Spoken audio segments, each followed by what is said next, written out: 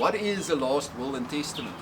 Well, your last will and testament is probably one of the most important documents or contracts you will ever sign. And what it does is it tells your executor of your estate when you pass away what needs to happen with your assets.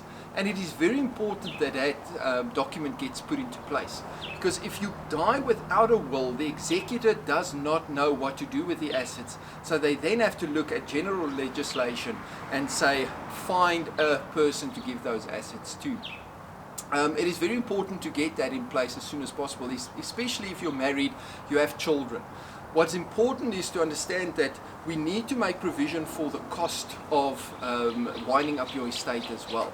I mean, people usually look at the cost of an estate and just look at, oh, it's executors' fees. But there's a whole bunch of other costs that you need to have calculated and make sure that there is enough money to pay for those costs, so that this money, the assets doesn't get eaten up by all of these costs before it gets to your beneficiaries at the end of the day.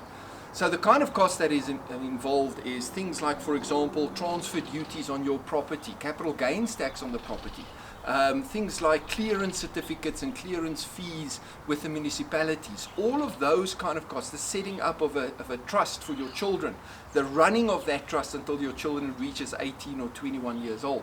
So all of those costs need to be looked after, calculated, and our will specialists at Retire Rich and Happy can come and sit with you and make sure that all of these costs are calculated and you know your will is sorted out and your assets actually get to your beneficiaries.